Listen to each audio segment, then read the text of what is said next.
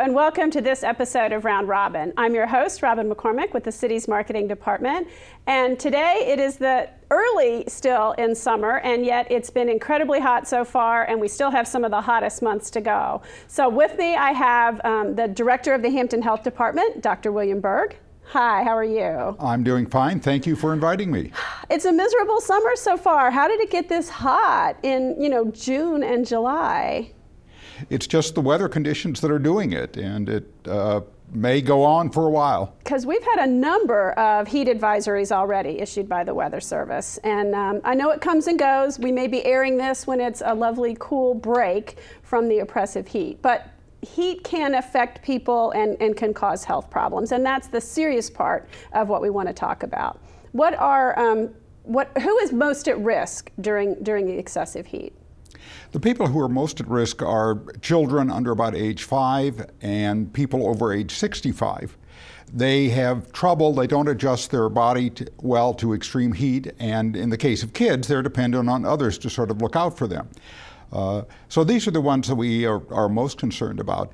Also concerned about people who are overweight. They don't lose heat as quickly, so they tend to accumulate it more. And people who are sick, particularly if they're taking medicines for depression or for sleeping or to help their blood pressure. Because that can compromise the way their body processes, or? Yes. Okay. So what are some of the risks of heat? What diseases or conditions can you get? Well, there's a whole range of them, starting with heat exhaustion, which there's a whole range of them, starting with heat cramps, which is just what the name says. It's in the arms or the legs or the belly cramping. What this represents is the body's physiology has gotten out of whack. The balance of fluids and minerals and salts in it are not proper, and so the muscles cramp. Okay. What this really is a warning that the body is starting to get overheated, and you need to get out of the heat, get into the coolness, drink fluids, and try to recover from this. Now, if you're not recovering in about an hour, then you should get medical help, because this may be, your body may be having more difficulty recovering from this. Okay. People may also be feeling a little lightheaded or dizzy. They may have some headaches, and their pulse may be going rapidly. And that's a little hard to tell unless you stop and check, but you can stop and check, right? You can stop and check, but it can be hard to tell, and not everyone's pulse elevates like that. The next step is heat exhaustion, which is pretty much what the name says. People just feel tired. They may feel a little bit dizzy or lightheaded and have headaches. Pulse may be racing. Typically, though, they feel cool and clammy almost. Oh, okay. And a bad sign. That's a bad sign. That's a sign that the heat exhaustion is getting even worse, that the body is getting more out of whack. And then finally, the most extreme form is called heat stroke. And temperatures can go up to 106. The skin can get bright red. But what is really characteristic about it, and what is strange in the environment of heat, is that people are not sweating. The skin is just totally dry because the sweat mechanism has shut down. Oh, you either don't have enough moisture in your body to sweat, or your body is just stopped. It's just plain stopped. Wow. And the danger is that this can be fatal, and even if you recover from it, if you're not treated in time, there can be long-lasting damage, including damage to the brain. So if you come across somebody in this situation, it's very important to try to cool them as quickly as possible. Sprinkle water on them with a hose, put them in the shower, put them in a tub, fan them, but particularly call 911 and get help right away, because this is truly a medical emergency. Okay.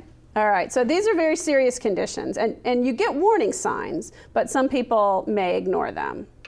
That's correct. People easily overestimate how much heat they can tolerate.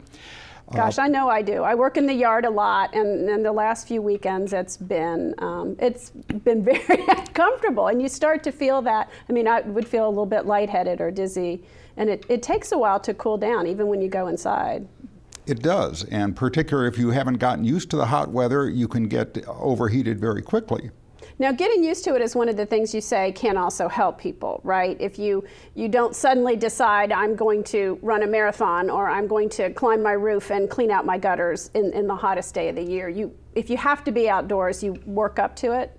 Exactly. Start out with a few hours each day and then gradually increase it. Your body can adjust to the heat. Do it in the early morning hours before about 10 o'clock or after about 4 o'clock, and take rest breaks. Get in the shade, just sort of relax and cool down a little bit. I notice that a lot of people who work outdoors do adjust their hours in the summer and try to work earlier and earlier to not be in that heat of the day. And that makes an awful lot of sense. The other thing that people need to do when they're working outside is to make sure they drink plenty of fluids. You may not realize how much fluid you've lost. You cannot go by feeling thirsty. By the time you're feeling thirsty, you're behind the curve in terms of rehydrating your body. So 2 to 4 glasses an hour, and if you're sweating, fruit juice or a sports drink, something to replace the minerals and the salts that you've lost in the sweat. Okay, that's what I was going to ask too. How do people know that they need to replenish those minerals and salts? You just assume if you're out for a certain period of time that it's a good idea? Yes, start out from the beginning. I'm going to be outside. I'm going to very rigorously make sure that I take plenty of fluids, 2 to 4 glasses an hour. Okay. Now what about people who are maybe not outside but don't have air conditioning or don't have, adequate cooling in the super hot days? What can they do? If people don't have air conditioning and it's really hot, they should try to get into a place where there is air conditioning. The libraries are open for this purpose. Community centers on hot days. The community centers are open. Go to a mall. Unfortunately, fans, even though they make you feel cool, don't do a good job of keeping your body temperature where it should be when you get into the upper 90s. I noticed that. I rode my bike to work yesterday, and it was lovely in the morning. The breeze was cool, but the hot breeze on your face in the afternoon doesn't really help. It's like, being in a sauna, only the air moves more. That's correct. Okay. Now, also, if you're outdoors, there are a couple things to watch for in the summer in terms of insects.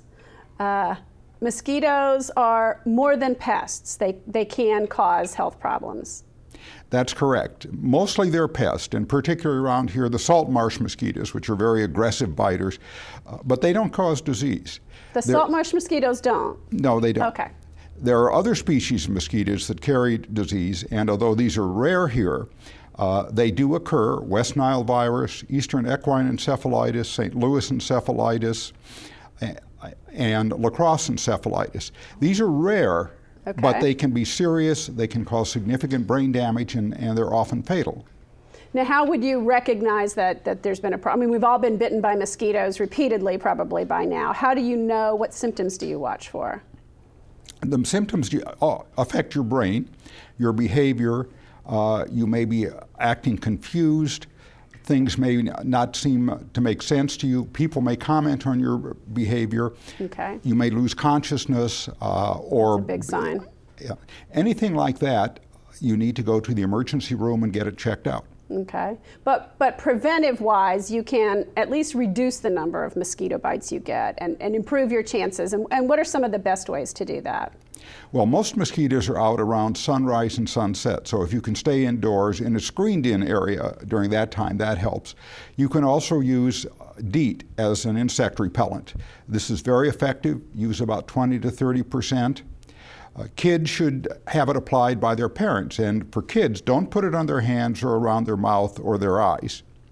You can also use permethrin, which is a repellent that actually kills the insects. This goes on the clothes, does not go on the skin. Oh, really? Okay.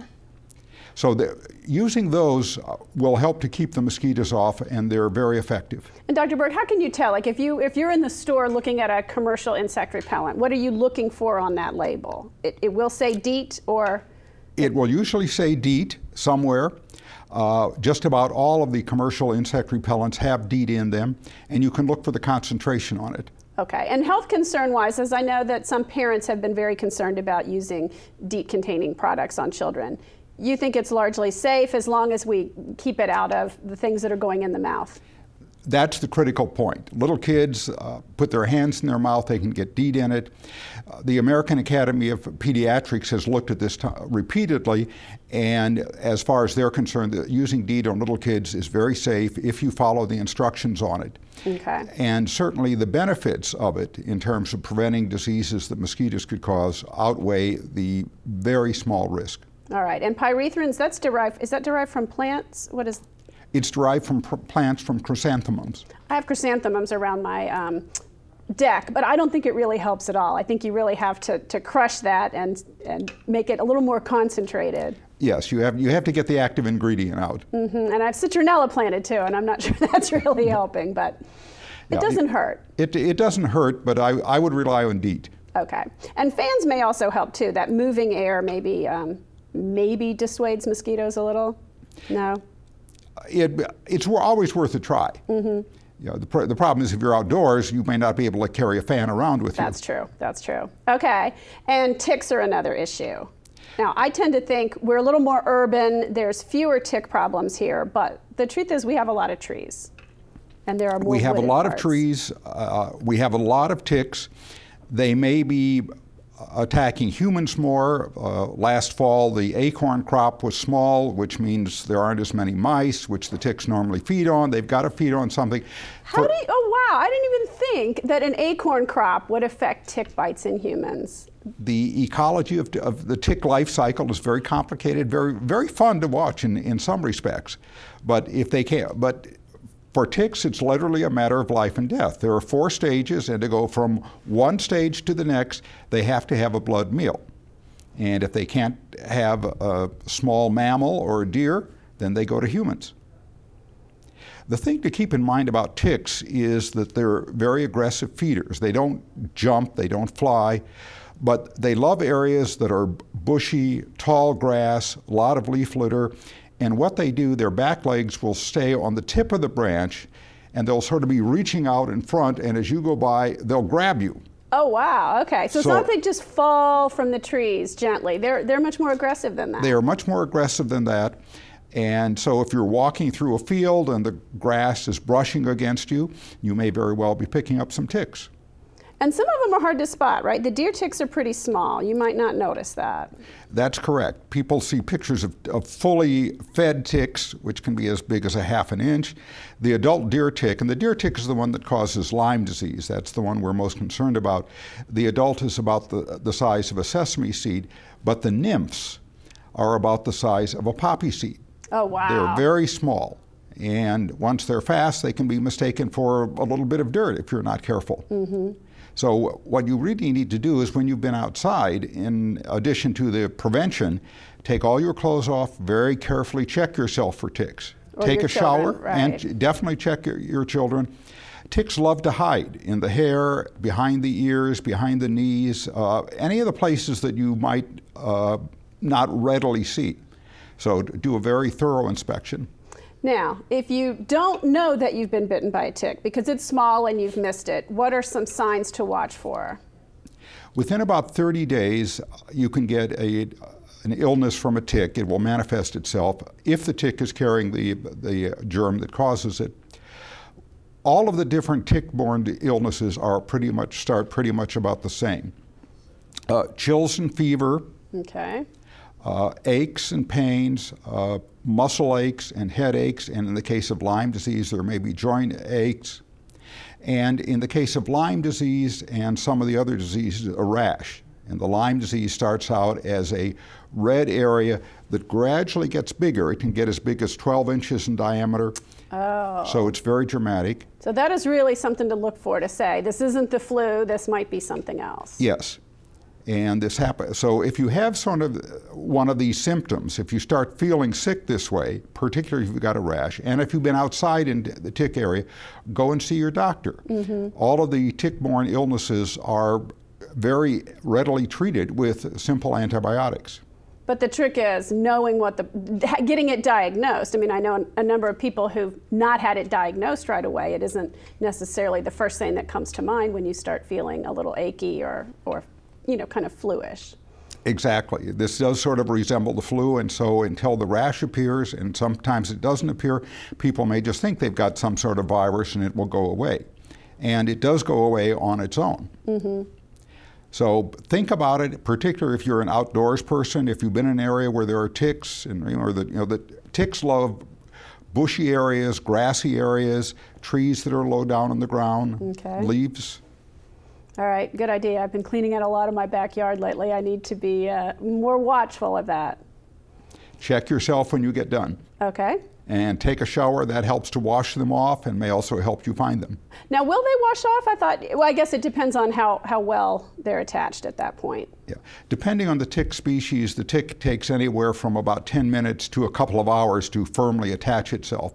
You know, ticks sometimes like to sort of hunt around and find what they think is the best place for it. Oh, okay. So you do have some opportunity to get rid of them before they're... You do. Plus the act of just washing yourself, running your hand over your body. Oh, what's this I feel here? Right. Okay.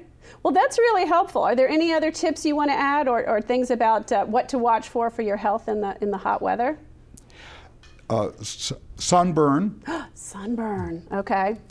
People think of this as sort of an annoyance. I remember when I was a kid, we'd get sunburned. We'd have contests to see who could pull the biggest patch of skin off. Did you do that? I used to do that too. Oh. Yes. So now I'm very conscientious about seeing the dermatologist because sunburn can lead to skin cancer, particularly if you're fair of skin. Mm-hmm. So use sunblock of at least SPF 15, broad spectrum that gets UVA and UVB, and apply it according to the directions and apply it frequently. You know, it's so hard. I mean, times have changed, but I still want a little bit of suntan. You know, I still like that color. I know it's maybe not good, but at least trying to pace myself and do it gradually. But they do say any color is skin damage, right? That's correct. This is hard. You can also use clothing to protect yourself, mm-hmm. light, loose-fitting clothing. Clothing nowadays has sun protection factor in it, which is very useful. Wear sunglasses.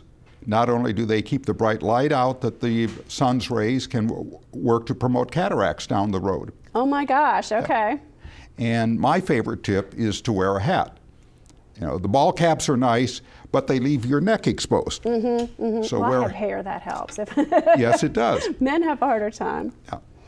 Okay, anything else? I think that pretty well covers it. Well, we'll ask one quick question. Jellyfish stings. Is there anything you can do, or is it you just kind of have to suffer through?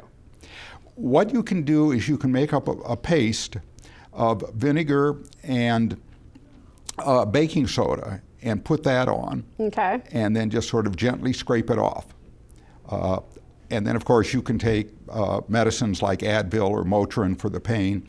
The best thing is just to avoid it, though. It's hard around here. It's very hard around. They just blossom. Once they come in, yeah. Okay, well, thank you so much, Dr. Berg. There are so many health topics that we could talk about, and we'll have you back. Thank you. I'd love to come back. Good. And thank you for watching this episode of Round Robin.